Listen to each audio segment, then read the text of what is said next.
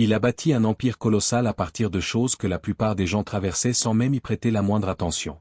Pendant des décennies, Mike Wolfe a parcouru les routes secondaires sinueuses de l'Amérique, un archéologue moderne fouillant granges poussiéreuses et garages oubliés à la recherche de trésors endormis. Il a transformé des reliques rouillées en leçons d'histoire vivante, et des millions de téléspectateurs, semaine après semaine, suivaient son périple avec une attention religieuse. Mais derrière le sourire charmeur, l'œil expert et l'excitation palpable de la découverte, se cachait une vie bien plus complexe. Une vie marquée par des conflits profonds, des chagrins dévastateurs et des pertes irréparables. De l'effondrement public d'une amitié de 40 ans à un divorce amer qui lui a coûté des millions et menacé de tout détruire. L'homme qui, à l'écran, semblait invincible, a dû affronter des défis aussi lourds et encombrants que les antiquités qu'il ramenait péniblement chez lui. Voici l'histoire méconnue et fascinante de la manière dont la célébrité, la fortune et la tragédie personnelle ont façonné, brisé et finalement redéfini la vie de Mike Wolfe. Qu'est-il réellement arrivé à la star de American Picker? La réponse est bien plus sombre que vous ne l'imaginez. La route vers l'or rouillé n'a jamais été pavée. Mike Wolfe est né le 11 juin 1964 à Joliet, dans l'Illinois. Joliet, à cette époque, n'était pas un endroit facile. C'était une ville ouvrière, dure, un lieu où les rêves étaient souvent éclipsés par la réalité des usines et des chemins de fer. Alors qu'il était encore très jeune, sa famille a fait un choix qui allait tout changer, déménager à Bettendorf, dans l'Iowa. Là, le décor a changé, mais les défis se sont intensifiés. Ses parents se sont séparés, et c'est sa mère, Rita Wolfe, qui a pris le relais.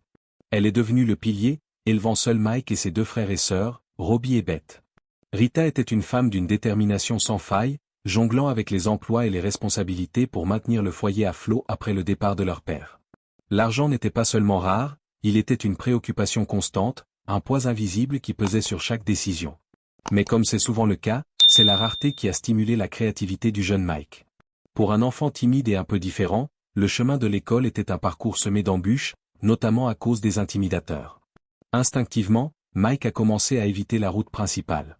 Il a commencé à emprunter des itinéraires secondaires, des détours à travers des ruelles, des arrière-cours et des terrains vagues.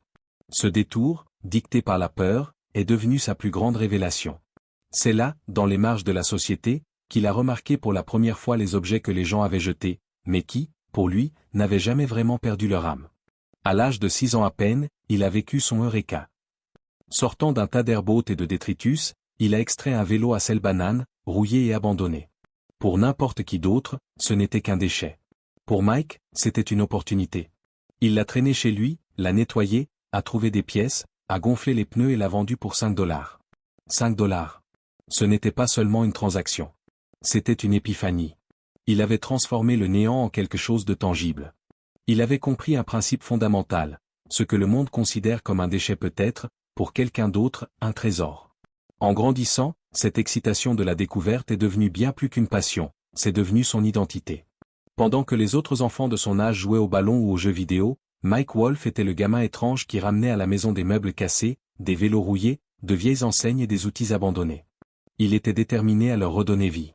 Sa mère, Rita, au lieu de voir cela comme un simple désordre, a vu la flamme dans les yeux de son fils. Elle l'a soutenu, allant jusqu'à lui permettre de transformer le garage familial en un atelier improvisé, un sanctuaire pour les objets perdus. Le garçon qui avait commencé par vendre un vélo à $5 a rapidement compris le potentiel. Avant même d'avoir l'âge légal de conduire, il ouvrit une petite boutique de vélos, réparant et vendant ce qu'il pouvait trouver. Mais sa véritable vocation n'était pas seulement les vélos. C'était l'histoire qu'il transportait. Il ne fallut pas longtemps avant que les antiquités, dans leur ensemble, ne captent entièrement son cœur et son esprit. Mais il y a une partie de la vie de Mike que l'émission n'a jamais vraiment montrée, une période qui explique sa compétitivité féroce et son amour obsessionnel pour les deux roues. Avant de devenir piqueur à plein temps, Mike Wolfe était un coureur cycliste professionnel. Pendant des années, il a parcouru le pays, non pas dans un van, mais sur un vélo de course, poussant son corps à ses limites. C'était une vie de discipline, de douleur et de dévouement total. Cette carrière de coureur lui a appris la persévérance, mais elle a aussi usé son corps. C'est cette usure qui l'a finalement poussé à chercher une voie moins exigeante physiquement, mais tout aussi passionnante. En 2000, il a franchi le pas. Il a transformé son obsession de toujours en une véritable entreprise. Il a ouvert Antique Archéologie à Leclerc, dans l'Iowa. Leclerc était un petit port endormi sur le Mississippi, un lieu improbable pour un empire. Sa boutique n'était pas un magasin d'antiquités chic. C'était un entrepôt, une caverne d'Ali Baba remplie jusqu'au plafond des reliques du passé qu'il avait personnellement dénichées dans des granges et des garages à travers tout le Midwest. Wolf ne se contentait pas de vendre des objets, il vendait des histoires. Une enseigne rouillée n'était pas seulement un morceau de métal, elle portait la mémoire de l'entreprise qu'elle avait autrefois fièrement surplombée. Un vieux meuble n'était pas seulement du bois, il racontait l'histoire de familles disparues depuis longtemps. Ce sentiment profond de connexion à l'histoire est devenu le fondement de son futur empire. Pourtant, le rêve était loin d'être facile. Mike croyait que sa passion pouvait toucher un public plus large. Il filma lui-même ses propres aventures de picking pendant des années, avec une caméra vidéo amateur, espérant que les dirigeants de la télévision à New York ou Los Angeles verraient ce qu'il voyait. Il ne voyait pas de la saleté et de la rouille, il voyait une chance de faire revivre l'histoire d'une manière brute, humaine et profondément américaine. Pendant 5 longues années, chacune de ses propositions fut refusée. Les dirigeants de la télévision ne comprenaient pas. 2 hommes parcourant les routes secondaires et fouillant dans les granges de fermiers? Cela ne semblait pas être de leur télévisuel. C'était sale, c'était lent, ce n'était pas glamour. Pourtant, Mike Wolf refusa d'abandonner. Il croyait qu'enterrés sous des décennies de poussière dans des cabanons oubliés et des greniers étouffants se trouvaient non seulement des déchets, mais l'esprit même d'une nation. En 2009, après 5 ans de refus et de portes closes, sa persévérance obsessionnelle porta enfin ses fruits. The History Channel, cherchant à élargir son public avec une programmation plus ancrée dans le réel, lui donna le feu vert. Le 18 janvier 2010, American Picker fit ses débuts. Personne, pas même Mike, n'aurait pu prédire ce qui allait se passer. Le lancement attira 3,1 millions de téléspectateurs. Ce fut le lancement le plus réussi de la chaîne depuis Ice Road Trucker. En quelques semaines à peine, l'audience grimpa en flèche, atteignant près de 4 millions, puis 5. Ce qui distinguait l'émission, ce n'était pas seulement les trouvailles. C'était le cœur. Chaque objet portait une histoire. Chaque collectionneur avait un passé. Et Mike Wolf était le conteur charismatique qui reliait tout cela. L'Amérique était tombée amoureuse, non pas des antiquités, mais de la chasse elle-même.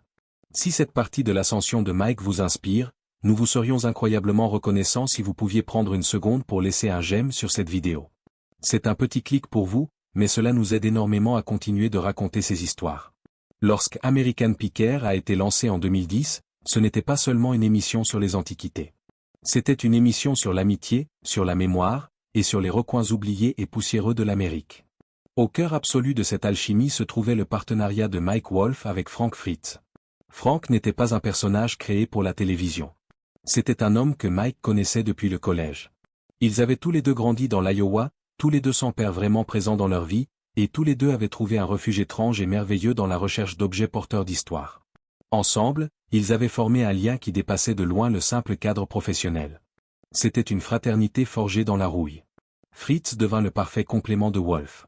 Là où Mike était le moteur, déterminé, hyper concentré et toujours orienté vers l'affaire suivante, Frank possédait une personnalité plus décontractée, presque bougonne, qui mettait paradoxalement les gens à l'aise. Il avait un humour pince sans rire et un charme de Monsieur Tout-le-Monde. Il se tournait vers des objets de collection plus insolites, des bidons d'huile rares, de vieux jouets en fer blanc, des curiosités que Mike aurait pu ignorer. Cette dynamique venait équilibrer parfaitement la passion de Wolf pour les motos, les grandes enseignes et les reliques industrielles. Leurs échanges à l'écran semblaient naturels parce qu'ils l'étaient. Leur dynamique était authentique. C'étaient 2 amis d'enfance, faisant exactement ce qu'ils avaient toujours fait, chasser leur rouillé sur les routes secondaires de l'Amérique, se lançant des pics et partageant une passion commune. Le public adorait ça. Le format de l'émission devint rapidement emblématique. Au quartier général des antiques archéologies à Leclerc, la pétillante et indispensable Danielle Colby tenait le fort. Elle n'était pas seulement une employée, elle était le cerveau logistique, générant des pistes, répondant aux appels et coordonnant leurs voyages chaotiques. Pendant ce temps, Mike et Frank sillonnaient le pays, d'abord dans un van Mercedes-Benz sprinté, puis dans un Ford Transit, frappant aux portes et explorant granges, garages et cabanons. Parfois, ils suivaient des conseils précis. D'autres fois, ils improvisaient, s'arrêtant dans des lieux qui, de la route, semblaient simplement prometteurs. Les téléspectateurs les voyaient négocier des affaires, extraire des trésors de montagnes de détritus, au plus important encore, expliquer le contexte historique de leurs trouvailles. Ils redonnaient vie aux objets. En septembre 2010, moins d'un an après son lancement, l'épisode Laurel and Hardy atteignit des audiences Nielsen stupéfiantes de 5,3 millions de téléspectateurs. American Picker était officiellement consolidé comme la série non-fiction nouvelle numéro 1 de l'année. La formule était simple mais incroyablement puissante.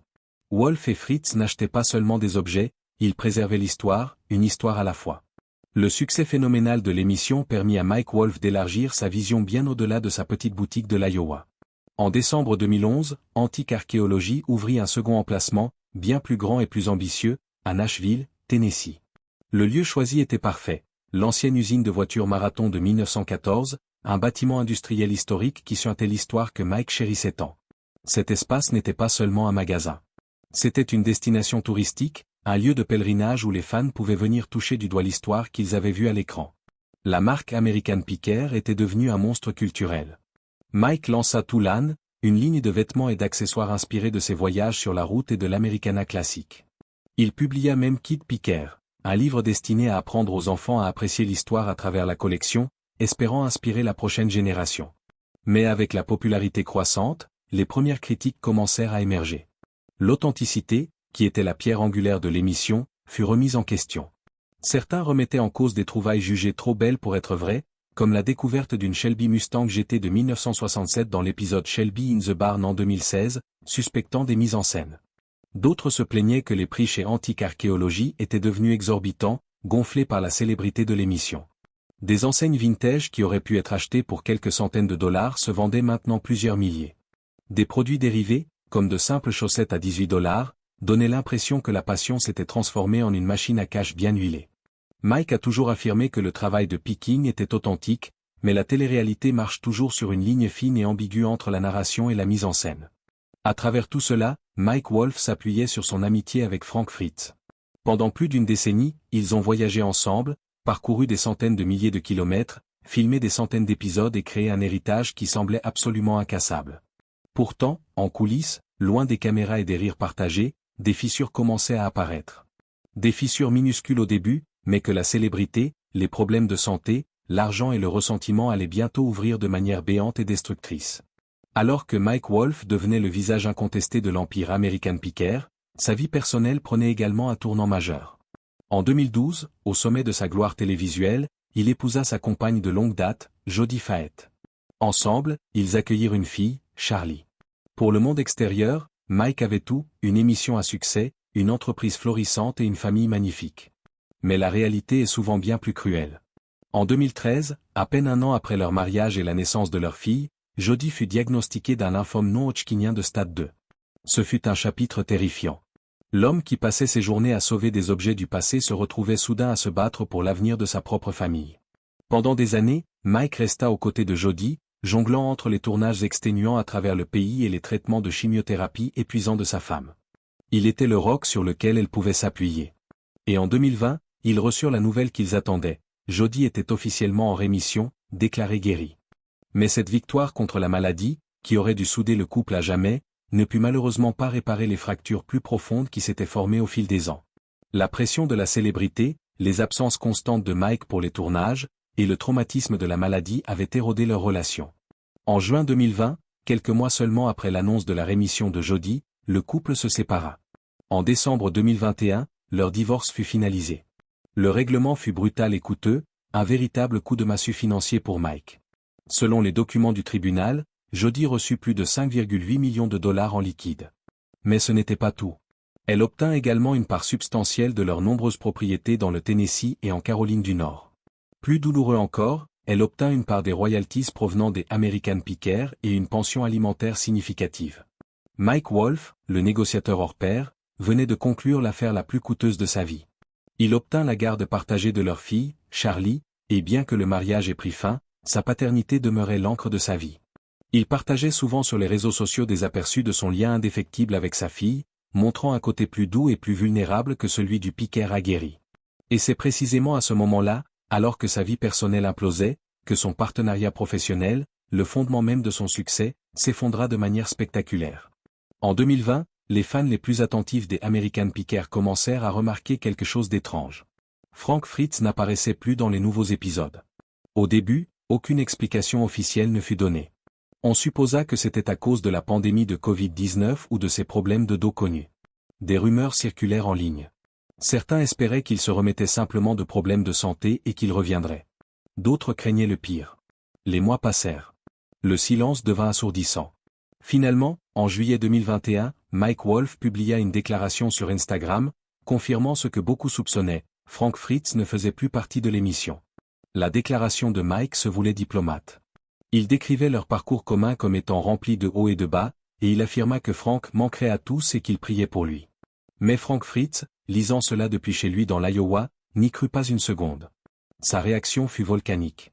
Dans une interview explosive accordée au tabloïd The Sun, Frank qualifia le message de Mike de connerie. Il révéla la vérité choquante, lui et Mike ne s'étaient pas parlé depuis 2 ans. Pas un mot. Frank raconta que même lorsqu'il avait subi une opération majeure du dos en 2020, une intervention chirurgicale qu'il avait laissée avec 2 tiges dans la colonne vertébrale et 185 points de suture, Mike Wolf ne l'avait jamais appelé. Pas un seul coup de fil pour prendre de ses nouvelles. Pour Frank, l'homme qu'il considérait comme un frère depuis 40 ans, l'homme avec qui il avait bâti un empire, l'avait abandonné au moment où il en avait le plus besoin. L'amertume de Frank allait bien plus loin que le silence. Il accusa Mike d'avoir fait de l'émission un projet entièrement centré sur lui-même. Les projecteurs sont braqués à 1000% sur lui, déclara Frank, plein de ressentiment. Il compara leur dynamique à celle d'un groupe de musique où Mike avait toujours voulu être le chanteur principal, le reléguant, lui, à jouer les seconds rôles, à être le bassiste dans l'ombre.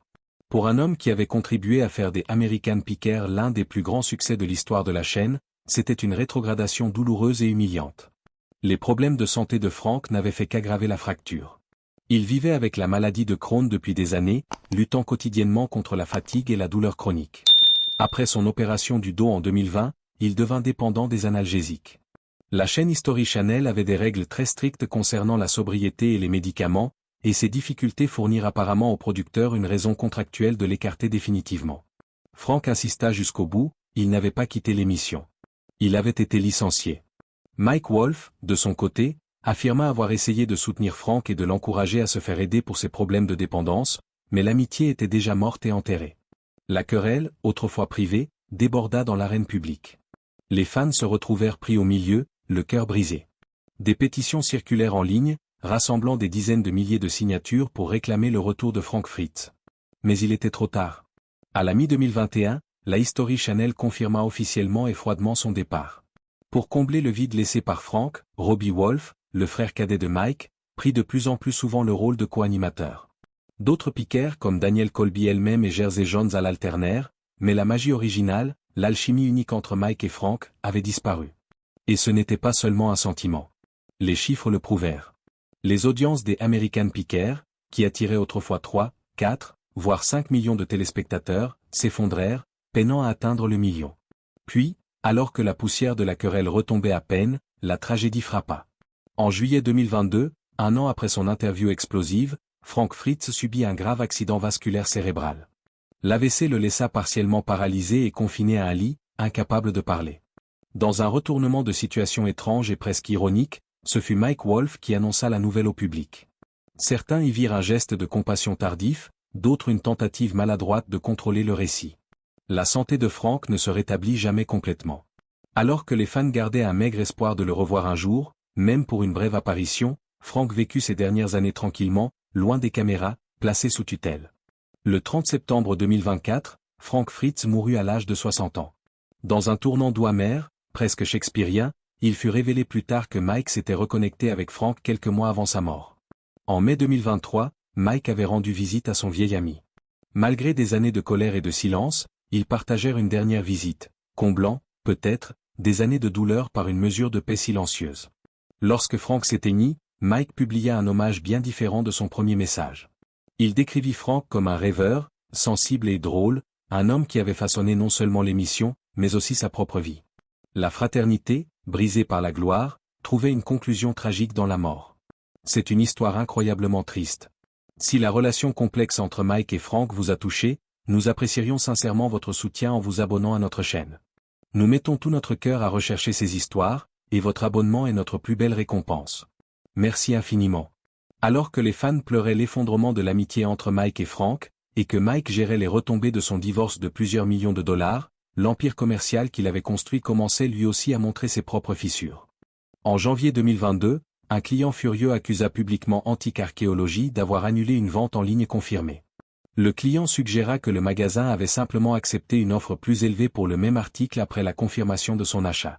Une plainte fut déposée auprès du Better Business Bureau, accusant l'entreprise de ne pas avoir respecté ses engagements. La boutique de Mike répondit qu'un dysfonctionnement technique avait permis à deux personnes d'acheter le même article unique à quelques heures d'intervalle, et que la deuxième commande avait malheureusement dû être remboursée. Bien que cela soit plausible dans le monde du commerce électronique, cette explication fit peu pour faire taire les critiques. Beaucoup se plaignaient depuis longtemps des prix devenus délirants du magasin. De simples enseignes vintage, certes rares, se vendaient à $900. Des chaussettes à $18. La perception générale était que l'amour pur de l'histoire, qui animait Mike dans les premières saisons, avait été éclipsé par la recherche du profit à tout prix. Même l'émission elle-même faisait face à un scepticisme croissant. L'épisode très discuté de 2016, Shelby in the Barn, présentant la découverte miraculeuse d'une Shelby Mustang GT 500 de 1967, suscita un débat sans fin en ligne. Les fans se demandaient comment une voiture aussi incroyablement rare pouvait apparaître si parfaitement à l'écran, presque comme si elle avait été placée là. La scène était-elle mise en scène? Le prix négocié était-il réel ou gonflé pour la caméra? Pour certains, cela confirmait leur soupçon que la télé-réalité était bien plus scénarisée que réelle. Pour d'autres, ce n'était qu'une partie du divertissement. Mais pour une émission dont l'authenticité était le principal argument de vente, ces doutes étaient toxiques. En dehors de ces affaires, les efforts de Mike pour investir dans des villes historiques, une chose qui lui tenait à cœur, provoquèrent un autre type de retour de bâton. À Columbia, dans le Tennessee, où il avait acheté plusieurs propriétés commerciales dans le centre-ville, dont une magnifique concession Chevrolet restaurée de 1947 et la maison de sa boutique Toulane, les critiques l'accusèrent de gentrification. Ils affirmèrent qu'en investissant massivement, il avait fait grimper les prix de l'immobilier, chassant les habitants de longue date et les petites entreprises qui ne pouvaient plus se permettre les loyers. Lorsqu'un projet de développement de condos de 83 millions de dollars fut annoncé à proximité, certains résidents imputèrent directement à Mike d'avoir ouvert la voie à ce type de développement. Mike, bien sûr, soutint qu'il faisait le contraire. Il préservait l'histoire et créait de nouvelles opportunités. Mais tout le monde n'était pas convaincu. L'homme qui avait autrefois inspiré des millions de personnes en trouvant la beauté et la valeur dans des reliques oubliées, faisait maintenant face à des accusations publiques de cupidité, de trahison envers son ami et d'exploitation commerciale. La célébrité lui avait apporté une richesse et une influence inimaginables. Mais elle avait également fait de lui une cible facile. Alors que son divorce l'épuisait émotionnellement et financièrement, et que sa réputation publique était sérieusement mise en cause, Mike Wolfe se retrouvait à un carrefour. Il était contraint de faire face aux prix exorbitants de l'empire qu'il avait lui-même construit. Alors que le monde sortait lentement et péniblement de la pandémie, Mike Wolfe entra dans une période de profonds changements, des changements qui allaient le tester de toutes les manières possibles. La fin de son mariage avait déjà laissé des cicatrices profondes. La mort de Frank laissait un vide irremplaçable. Et les années qui suivirent apportèrent de nouveaux défis, tant personnels que professionnels. En février 2025, les fans furent stupéfaits d'apprendre une nouvelle choquante. Le magasin phare Antique Archéologie à Nashville, le joyau de son empire situé dans l'historique usine automobile Marathon, avait soudainement fermé ses portes. Pendant plus d'une décennie, ce lieu avait été une destination incontournable pour les téléspectateurs des American Pickers, un endroit où le rêve télévisuel prenait vie. La raison officielle avancée par l'équipe de Mike fut une fuite de gaz majeure causée par des travaux de construction à proximité, un problème totalement hors de son contrôle. Son équipe publia un message d'excuse sur les réseaux sociaux, promettant des mises à jour et assurant aux clients fidèles que la fermeture n'était que temporaire. Mais au fil des semaines, puis des mois, sans aucune date de réouverture annoncée, les spéculations commencèrent à grandir. S'agissait-il simplement d'un problème de sécurité, comme il le prétendait? Ou était-ce le signe de quelque chose de bien plus sérieux?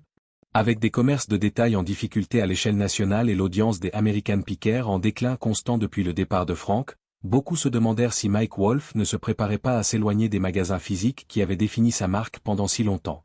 Au milieu de ses épreuves professionnelles, Mike tentait de trouver une nouvelle stabilité dans sa vie personnelle. Le 6 novembre 2024, il fêta ses 60 ans. Sa nouvelle compagne, Leticia Klein, un mannequin et passionné de moto, célébra publiquement cet anniversaire avec des messages sur sa résilience et ses accomplissements. Pour Mike, ce cap était bien plus qu'un simple anniversaire. C'était un moment de réflexion profonde. Après des décennies passées à chasser l'histoire à travers les routes secondaires et les granges, il commença à parler de plus en plus de l'importance de la famille, des amitiés et du cercle restreint de personnes qui étaient restées proches de lui malgré les tempêtes. Il n'avait pas ralenti sa passion pour le picking, mais il semblait que son attention s'était tournée vers ce qui comptait le plus. Pourtant, le travail, lui, continua. Au début de 2025, les producteurs annoncèrent que le tournage des American Pickers reprendrait en Caroline du Sud, invitant les habitants à partager leurs collections et leurs histoires. C'était un effort évident pour redonner vie à une émission qui perdait des téléspectateurs, mais qui conservait encore une base de fans incroyablement fidèles. Pour Mike, c'était la preuve que, malgré les revers, malgré les pertes, il n'était pas terminé. Le garçon qui avait autrefois vendu un vélo à 5 $ était toujours sur la route, toujours à la recherche de trésors, et toujours déterminé à préserver l'histoire. Mais il la poursuivait désormais avec le poids de décennies de succès, de chagrin et de sagesse durement acquise derrière lui.